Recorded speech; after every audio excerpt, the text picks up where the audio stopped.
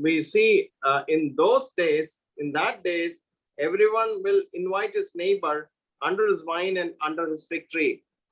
और ऐसा एक समय आएगा उन दिनों में अपने अपने पड़ोसियों को अंजीर के वृक्ष के में और जो है उसमें बुलाएगा, अपने आप जो है पड़ोसियों को वो बुलाएगा।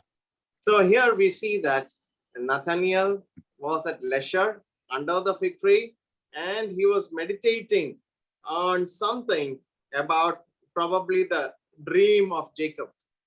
और मेरे प्यारो आप देखिए नतनिएल जो है उस अंजीर का वृक्ष के नीचे है और हो सकता है कि याकूब का जो स्वप्न देखा हुआ स्वप्न को वो भी दर्शन के रूप में देख रहा हो। And we see that he is convinced without any more explanation from anybody that he is the Son of God. और मेरे प्यारो आप देखिए वो ऐसी एक दर्शन को, ऐसी बातों को वो समझ लेता है यीशु मसीह को देखते हुए। किसी की राह, किसी की सलाह की आवश्यकता नहीं है, बल्कि अपने मन में ही वो ठान लेता है, समझ लेता है कि यही है परमेश्वर का पुत्र। And you know why, like Jacob, I said, you see the verse in last verse, we see in verse 51, he says, most assuredly, I say to you that you shall see, hereafter you shall see heaven open and the angels of God ascending and descending upon the Son of Man. और मेरे प्यारो आप देखिए कि आप जो है 51 का पद को यदि आप लोग पढ़ेंगे तो फिर वहां पर जो है प्रभु यीशु मसीह कहते हैं, मैं तुमसे सच सच कहता हूं कि तुम स्वर्ग को खुला हुआ और परमेश्वर के स्वर्गदूतों को ऊपर जाते और मनुष्य के पुत्र के ऊपर उतरते हुए देखोगे। He was telling Nathaniel, in the future you will see supernatural things. As Jacob did when he was lying down in his sleep, he saw angels ascending and descending. Similarly, you will see that. और मेरे प्यारो आप देखिए कि आने वाला समय में एक अद्भुत और आश्चर्य घटना को तुम देखोगे, जैसे कि जैसे कि याकूब ने उस स्वप्न में स्वर्गदूतों को उतरते और चढ़ते हुए देखा था, वैसे ही तुम भी स्वर्ग का दूतों को उतरते और चढ़ते देख पाओगे। So we see an expression here earlier. He said, what did Nathaniel say? You're the Son of God. What did Jesus say? I'm the Son of Man. You see that verse? It says, descending upon the Son of Man. और मेरे प्यारो आप देखिए नतनिएल कहते हैं कि आप परमेश्वर का पुत्र है, लेकिन यीशु मसीह क्या कहते हैं? मैं मनुष्य का पुत्र हूं। And all these things were properly planned. If you read Daniel chapter 7 and verse 13, you will see that expression. Please turn to Daniel chapter 7 and verse 13, where you'll see the expression, the Son of Man. और मेरे प्यारो ये सब कुछ जो है उस योजना के तहत है जो परमेश्वर ने योजना किया है। यदि आप दानियल का पुस्तक उसका 7वां अध्याय और 30वां पद की ओर जाएंगे तो आप इस बात को पढ़ सकते हैं। Daniel का पुस्तक उसका 7 and verse 13 और 7वां अध्याय और 13वां पद।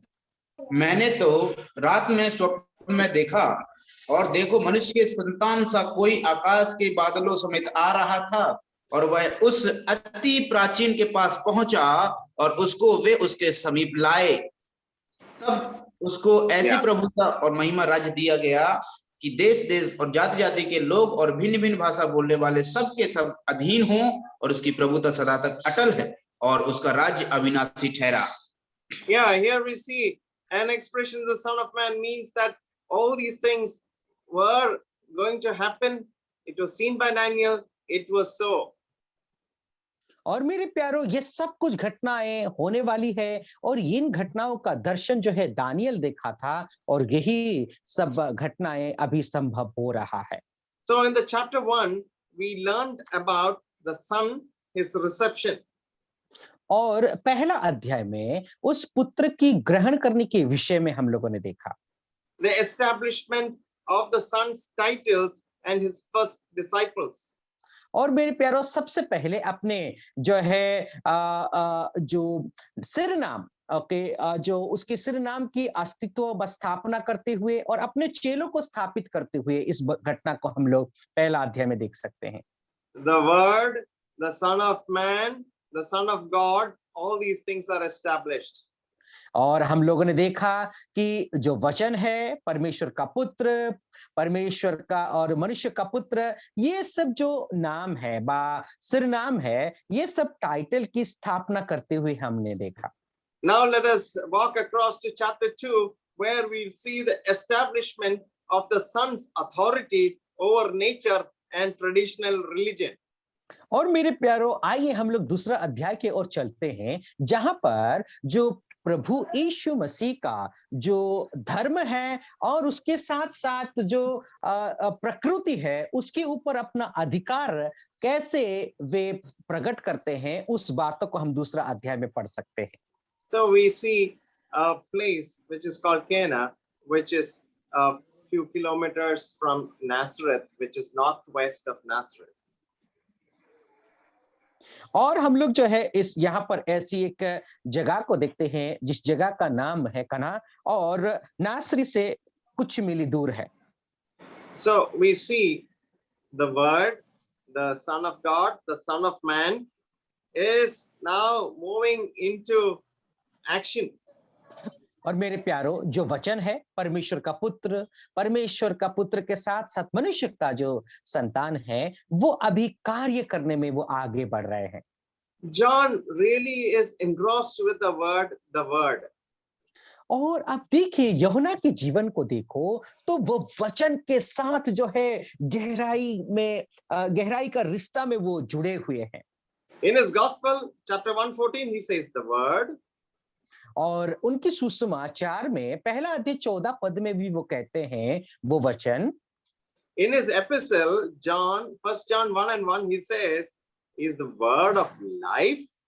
और यदि पहला यूहन्ना उसका पहला अध्याय पहला पद को भी पढ़ेंगे उनकी पत्री में, तो वहां पर जो वचन जीवन है। And in Revelation, when he writes Revelation chapter 19 and verse 13, he says about him as the Word of God. और मेरे प्यारो, आप देखिए यदि प्रकाशित वाक्य उसका 19वां अध्याय 13 पद को पढ़ेंगे तो वहां पर कहते हैं परमेश्वर का जो वचन। So this is the true God and eternal life. और मेरे प्यारो, यही एक सच्चा परमेश्वर है और अनंत जीवन देने वाला परमेश्वर है। So we'll go to that house in Cana. और अभी आइए हम लोग जो काना का एक घर है उस घर के और हम जाते हैं। In the Jewish true God and eternal life, he himself is life. That is the meaning. Yeah. वो सच्चा परमेश्वर अनंत जीवन। Okay, Yeah. thank you. Yeah. So now he goes to Cana, and in Israel at that point of time, in Judea and Samaria and Galilee, the marriage was a very important function, and that all those days were actually lasting for a week. और मेरे प्यारो, आइए हम लोग देखते हैं कि जो प्रभु यीशु मसीह उस गलील के जो काना करके जगह है, वहां पर प्रभु यीशु मसीह जाते हैं एक शादी के घर पे। उस जमाने में शादी जो है करीबन 1 हफ्ता तक का हुआ करता था।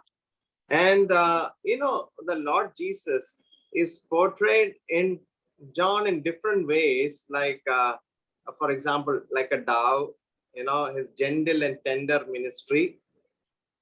और यूहन्ना रचित सुसमाचार में प्रभु यीशु मसीह को विभिन्न प्रकार से अलग अलग तरीके से चित्रण किया गया है। जैसे कि एक कबूतर है, वो कबूतर जो है बहुत कोमलता और नम्रता का स्वभाव को दर्शाता है।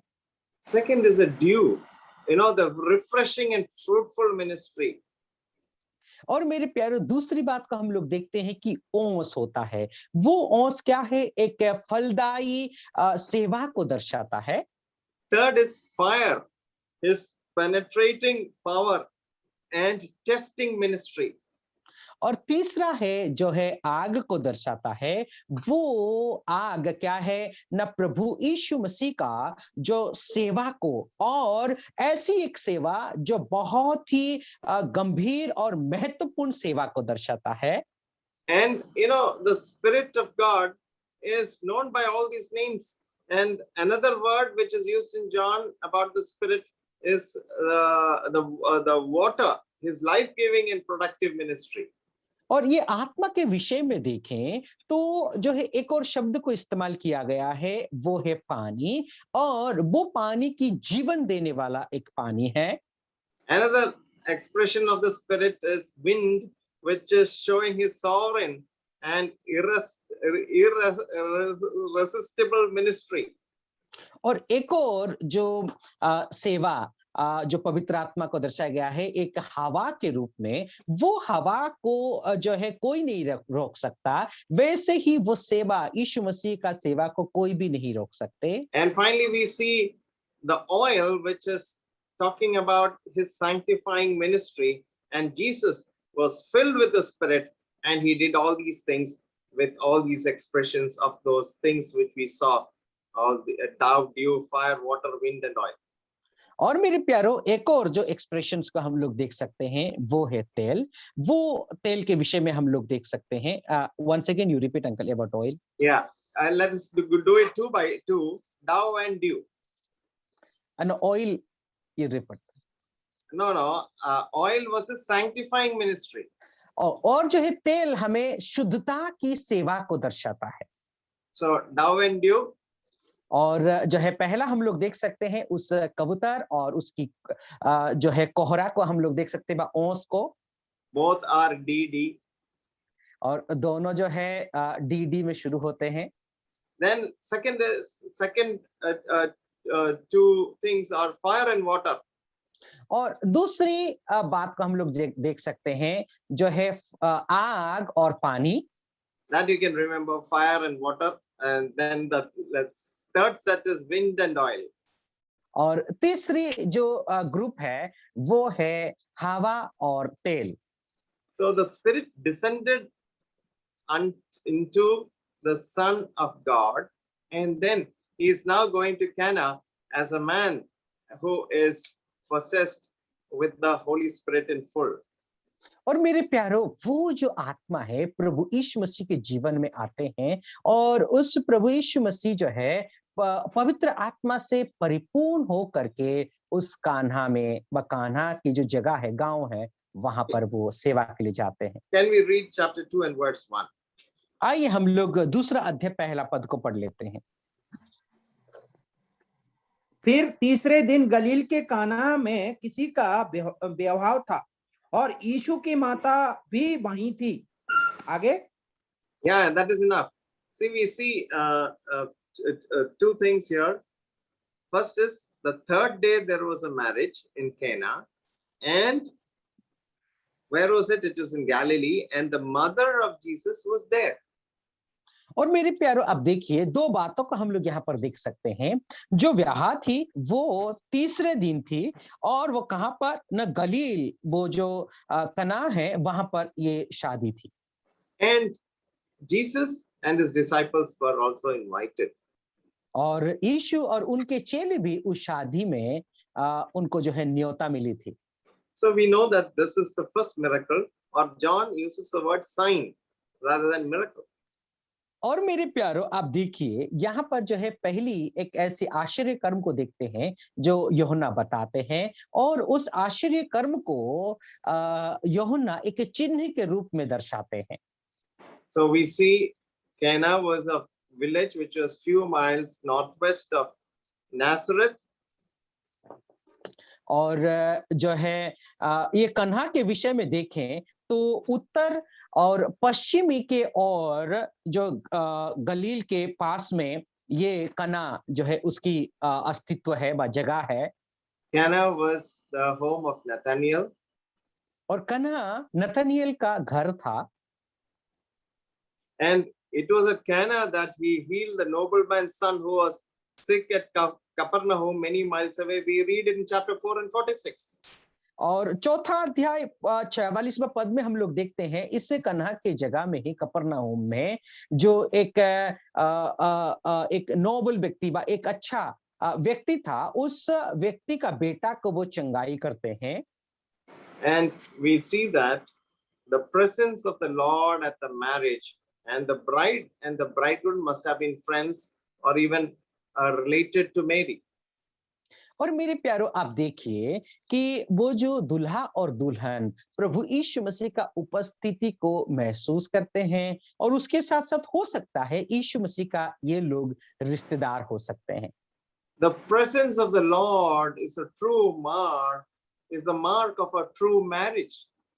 और मेरे प्यारो आप देखिए कि परमेश्वर की उपस्थिति एक शादी में होता है, वो सबसे बड़ी एक चिन्ह है। And this is where we need to understand that the threefold cord will never be broken. The bridegroom and Christ intertwined into a life together will be a blessed life.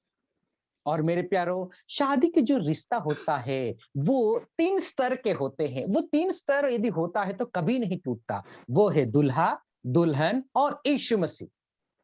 So the feast was usually held in the bridegroom's home.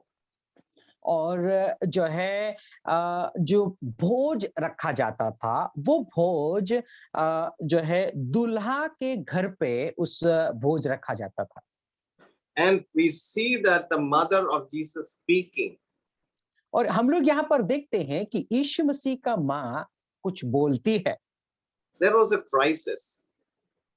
और यहाँ पर कुछ कमी की जो घटना है वह कमी हो रही है, उस बात को हम समझ सकते हैं। All wine was consumed and there was no wine.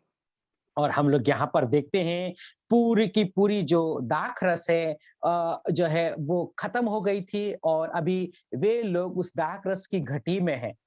And Mary comes and says to him, there is no wine.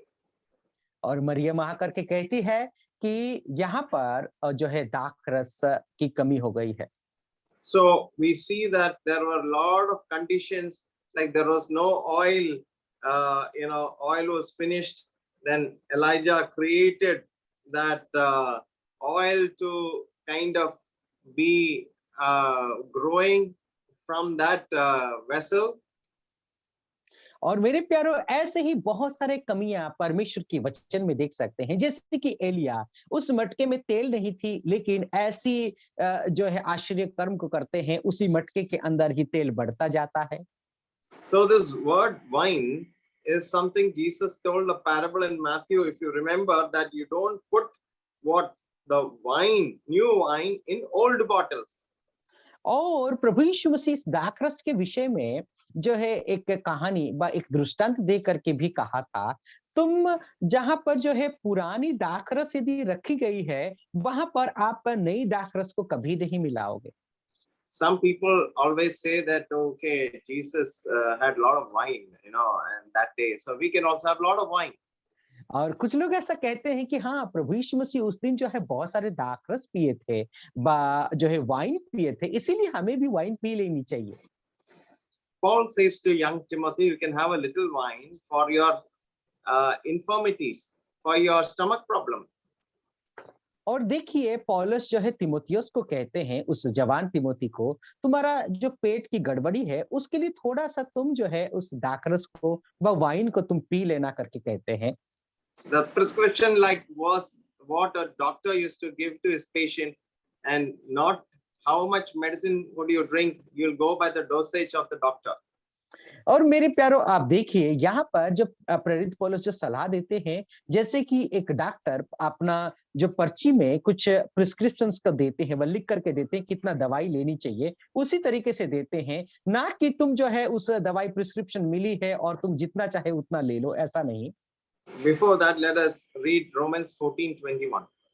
आइए उससे पहले रोमियो उसका 14वां अध्याय और 21वां पद को पढ़ लेते हैं।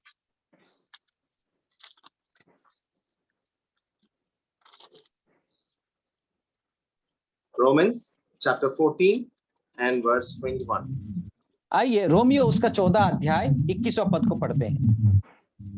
भला हो तो यह कि तू मांस खाए और ना दाख रस पिए, ना और कुछ ऐसा करे जिससे तेरा भाई ठोकर खाए। Okay, so we read that verse. Let us also read, one more verse, Ephesians 5:18. आइए हम लोग इस वचन को पढ़ लिए हैं और इफिसियों उसका 5वां अध्याय 18 पद को भी पढ़ लेते हैं। इफिसियों दाखरस 5 से का मतवाले ना बनो, दाखरस से मतवाले ना बनो, क्योंकि इससे लुचपन होता है, पर आत्मा से परिपूर्ण होते जाओ। Okay, now let us come back to the drinking of wine. Paul told Timothy it has to be treated as a medicine, and a medicine is not drunk, a full bottle. You don't drink a medicine. What will happen if you drink a full bottle of medicine?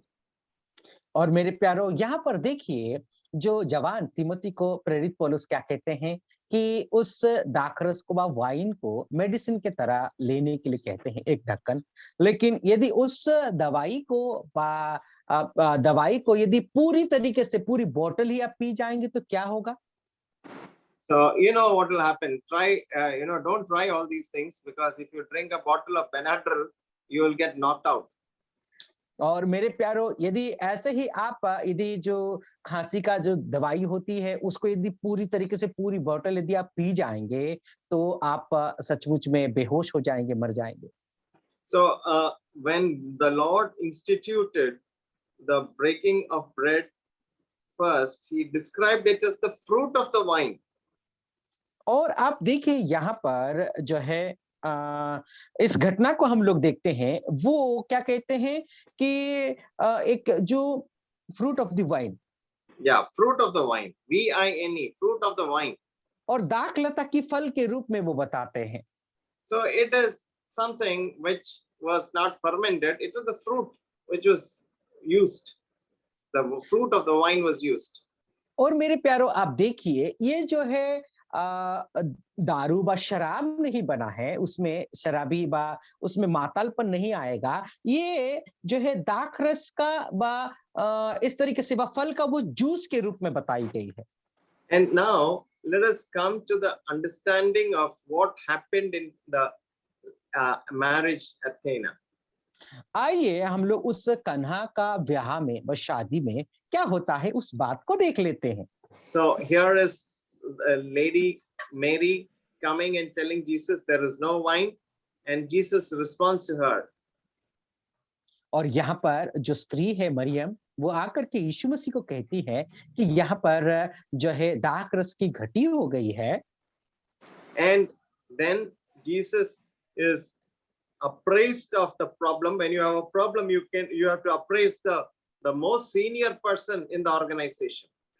और मेरे प्यारो आप क्या करते हैं जब कुछ चीज की घटी हो जाती है, कुछ कमी हो जाती है, तो उस समस्या का समाधान यदि करना है तो वहां की जो भंडारी होता है, सबसे मुख्य व्यक्ति कौन होता है, उसके पास आप जाते हैं। She didn't go to somebody who couldn't solve the problem. और वो जो है उस व्यक्ति के पास नहीं गई जो व्यक्ति की उस समस्या का समाधान ही नहीं कर सकता। And we see that he knew that he was the Son of God, and she took her problem or the problem of the marriage to the Lord Jesus Christ. और मेरे प्यारो आप देखिए वो जानती थी कि उस समस्या का समाधान उस परमेश्वर का पुत्र ही कर सकते हैं, इसीलिए उस शादी समारोह का जो समस्या थी वो यीशु मसीह के पास लेकर के जाती है। In verse 5, there is an instruction from Mary to the people there. Whatever he says, please do it. और यहाँ पर हम लोग जो प्रभु यीशु मसीह की जो माता है मरियम, उन दासों को, उन वहां पर जो काम कर रहे थे उन सेवकों को वो कहती है कि यीशु मसीह जो कुछ भी कहते हैं उस काम को आप कर लेना। And we see that the people were really attentive to what Mary said, because probably she had an influence in the house. और मेरे प्यारो देखो वहां के जो लोग थे मरियम की बात को सुन करके उस काम को करने के लिए तत्पर थे, तैयार थे। क्यों? क्योंकि उस परिवार में मरियम का एक प्रभाव था, उस घर के लोगों को वो अच्छे से जानती थी। And then there were certain things which Jesus says as instruction. He said there are 6 big jars which were used for cleansing. Take that and fill with it water. और वहां पर हम लोग इस बात को देखते हैं, वहां पर जो 6 मटके हैं, उस पत्थर के मटके को तुम क्या करना, जो वो उस मटके का पानी को वे लोग शुद्धिकरण के लिए इस्तेमाल क्या करते थे, और उस मटके को पानी से भरने के लिए कहा जाता है। So all these vessels used to hold plain water. और ये जो मटके थे, ये सब के सब जो है वो कच्चा पानी व ऐसे ही पानी को जो है वहां पर रखा जाता था। And we see these jars getting filled. It was 6 great water jars. और आप देखिए जो बड़े बड़े पानी का रखने की जो मटका वहां पर रखी हुई थी, उस मटके को भरने के लिए कहा जाता है। And John was writing his gospel for the Greeks, so he explains that these jars had a purpose, which was to provide water for the purifying ceremonies of the Jews. और मेरे प्यारो अब देखिए यूहन्ना जो है उस यूनानी बा अन्य जातियों के लिए सुसमाचार को लिखते हैं। उस जो मटके थे, उस मटके को रखने का कुछ कारण है, उस कारण को वो दर्शाते हुए वो लिखते हैं। So the roads that time were not surfaced with tar and all, so it was required for cleansing the feet on entry into the house. और मेरे प्यारो उस समय जो है जो रास्ते वगैरह बने थे, वो रास्ते जो है आजकल के डंपर के जरिए या फिर जो सीमेंट से बनती है, ऐसी रास्ते नहीं थे। और इसीलिए जो धूल मिट्टी से हो करके कोई यदि बाहर से आता है, उनकी पैरों को धोने के लिए इन मटकों का पानी को इस्तेमाल किया जाता था। On the dry day when the feet were covered by dust, and on a wet day when it was soiled with mud, the water was used for cleansing them.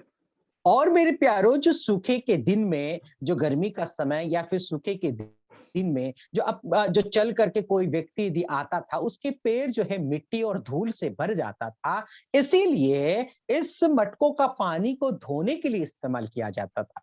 Second, it was required for washing of hands. और दूसरा हम लोग देखते हैं उनकी पांव धोने के लिए ही नहीं, बल्कि हाथों को धोने के लिए भी इस मटके के पानी को इस्तेमाल की जाती थी। During COVID times, we know now how to wash our hands very well, like this, like this, like this, like this. So similarly was the hand washing among the Jews without COVID at that point of time. और मेरे प्यारो ये जो Covid और महामारी की समय आई, उस वक्त जो है हम जानते हैं कि हाथ को कैसा धोना चाहिए, ऐसे ऐसे और ऐसे करके हर तरीके से हम लोग धोना सीख गए थे। लेकिन उस समय आप देखिए यहूदियों का परंपरा के अनुसार उस वक्त यहूदी लोग हाथ धोया करते थे। And Jesus asked them to fill these pots, water pots, to the brim. और आप देखिए कि प्रभु यीशु मसीह जो है उन मटकों का मुहामुह भरने के लिए, पानी से भरने के लिए वो कहते हैं। So what happened after that was a miracle or a sign which no one had ever seen. और मेरे प्यारो उसके बाद क्या होता है, ऐसी एक चमत्कार, ऐसी एक आश्चर्य घटना होती है, अपने जीवन में लोग कभी भी नहीं देखे होंगे। And the person who was responsible for the feast, first he tasted, he couldn't believe his eyes. और मेरे प्यारो आप देखिए वो जो शादी का जो प्रधान था, जो उस शादी का जो सब कुछ को नियंत्रण व देखभाल कर रहा था, सबसे पहले उस दाखरस को वो लेकर के चखता है और कहता है, Oh, what a taste. और वो कहता है, वाह क्या इसमें स्वाद है। Seconds back it was water without any taste, but after the word which came out or the command of Jesus Christ, what happens is it got a great taste. और मेरे प्यारो अब देखिए पहली बात को हम लोग देखें तो पहले वो पानी थी, लेकिन प्रभु यीशु मसीह का मुंह से जो वचन निकल करके गया, जो आज्ञा निकलते हुए गई, वो आज्ञा जो है उस पानी को परिवर्तित करके एक अलग स्वाद से परिपूर्ण कर देता है। And this colorless water took a real color which was much darker in hue, like probably like your curtain, brother Sibyl. और मेरे प्यारो आप देख सकते हैं कि वो खाली कच्चा पानी था, लेकिन उसका धीरे-धीरे उस आज्ञा के अनुसार जो है वो पानी का कलर पानी का रंग जो है बदल जाता है। हो सकता है कि मैं जो मेरे पीछे जो कर्टेन रखी गई है पीछे ऐसे कलर हो सकती है। Jesus restored the joy in the marriage. और मेरे प्यारो आप देखिए वहां पर जो शादी में उदासी छा गई थी, जो खुशी जो है गम में बदल गई थी, लेकिन फिर से उस खुशी को वापस लेकर के आते हैं। Jesus was happy to share in the happy rejoicing of a wedding feast. और मेरे प्यारो प्रभु यीशु मसीह अपना खुशी को भी वो जो शादी समारोह का खुशी में अपना खुशी बांट रहे थे।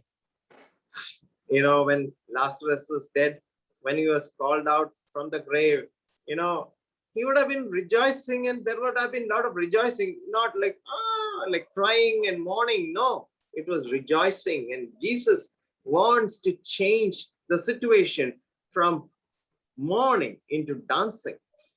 और मेरे प्यारो जब लाजर का जीवन में हम लोग देखें उस वक्त जो है वो कब्र में मरा हुआ पड़ा हुआ था, प्रभु यीशु मसीह के आज्ञा के जरिए जो है वो पुनरुत्थित होकर के आता था। वहां पर रोना गाना ऐसा कुछ नहीं था, बल्कि जो है बहुत खुशी से लोग झूम उठ रहे थे, नाच रहे थे।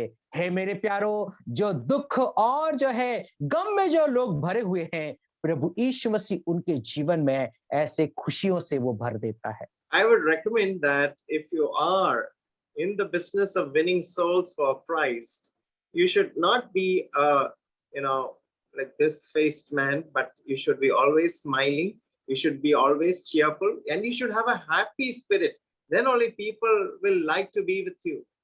और मेरे प्यारो, जब आप लोगों को मैं एक सलाह देना चाहता हूं, जो लोग प्रभु के सेवा में आप लोग जो हैं, आप लोग हर समय जो है आपका चेहरा को मुस्कुराहट से भर करके रखिए, तो लोग भी आपको देख करके आकर्षित होकर के आपकी खुशी के साथ वे लोग भी खुश होना चाहते हैं।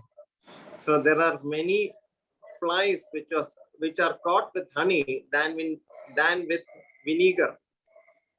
और मेरे प्यारो क्या होता है, बहुत सारे ऐसे मक्खियां हैं, वो मक्खियां क्या होते हैं, उस जो मधुमक्खी व मधु जो होता है उस मधु में आ करके वो उसमें आकर के गिर पड़ते हैं, ना कि जो विनेगर होता है उसको क्या कहते हैं हिंदी में मुझे नहीं मालूम। So if you want flies in your house, keep honey. If you want no flies, you pour vinegar all over your table, not one fly will come. और मेरे प्यारो, यदि आपके घर में मक्खियां आप चाहते हैं तो आप जो है घर पे जो मधु रखना, यदि आप आपके घर में मक्खी नहीं चाहते हैं तो आपके घर में जो है उस विनेगर को आप रखना। So one point which I want to say, it's not a crime to be happy, and his followers also should be happy like a happy Jesus. और मेरे प्यारो, जो है खुश होना कोई गुनाह नहीं है, बल्कि जो प्रभु यीशु मसीह का अनुकरण करते हैं वे लोग भी अपना जीवन को खुशी से व्यतीत करें। So whenever we call people into our house for a marriage or even for listening a gospel, let our smiles and let our hospitality be very, very different so that they may accept what we are saying, what we are doing, and accept the Lord and Christ as their master. और मेरे प्यारो आप देखिए कि कोई व्यक्ति अविश्वासी अजनबी यदि आपके घर पे आता है, शादी में हो या फिर कोई प्रोग्राम के लिए भी आता हो, तो उस व्यक्ति को बहुत खुशी के साथ जो है उसको स्वीकार करो, उसको ग्रहण करो, और जो है जो अतिथि सत्कार करते हैं बहुत खुशी का चेहरे के साथ जो है उस व्यक्ति को जो है अतिथि सत्कार करो, ताकि आप जो बातें जो सुसमाचार सुनाते हैं उस बातों को सुन करके वे लोग ग्रहण करें। Mary had never seen Jesus performing a sign or a miracle before, but Mary did not even understand what Jesus was going to do. But then still Mary believed in him, and she turned to the serving folk to say, do whatever he says. और मेरे प्यारो आप देखिए, जो मरियम ऐसी आश्चर्य कर्म की घटना अपने जीवन में प्रभु यीशु मसीह का देखा भी नहीं होगा, वो देखी नहीं होगी, फिर भी प्रभु यीशु मसीह को उसने विश्वास किया और ऐसी एक आश्चर्य कर्म होगी इस बात को भी वो नहीं जानती थी, लेकिन उसने ये सब जो है घटना को क्या है ना, यीशु मसीह कुछ ना कुछ जरूर करेगा, इस बात को उसने यकीन और विश्वास किया। Moreover, Mary had the faith which could trust even when it could not understand. और मेरे प्यारो आप देखिए मरियम को इतना भरोसा था, वो उस बात को वो समझती भी नहीं थी, फिर भी उसने कुछ ना कुछ जरूर करेगा करके प्रभु यीशु मसीह के ऊपर उनकी भरोसा थी। Now let's close the marriage feast. People are happy. People went down glad. Uncle, I could not hear because some network issue was there. Once again, would you repeat? Yeah. Is it better now?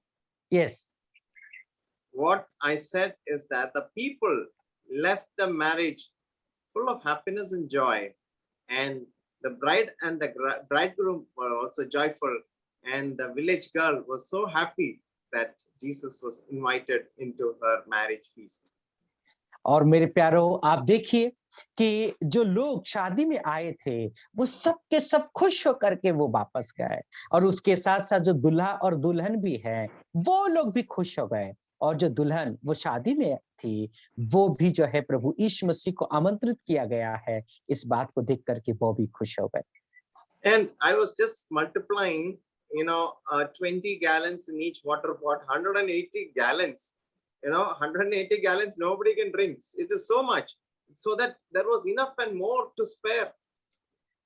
और मैं जो है इस बात को मैं calculations कर रहा था कि कम से कम 120 गैलन जो है वहां पर जो है वो दाखरस से वो भरी हुई थी। Similarly, God's blessing and God's grace cannot be limited. It will be more than sufficient for every need. मेरे प्यारो, जो परमेश्वर की अनुग्रह है, परमेश्वर की जो दया है, वो जितनी हमारी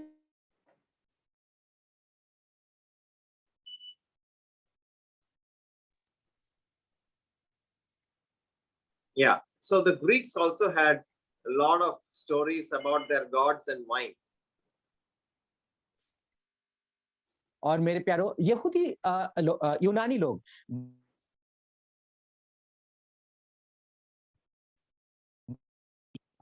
जो वाइन के विषय में, and what John was saying is that you have your legends about your gods, but our God is somebody who can do much more than what your gods can do, and he will be able to do much more than you ask or think.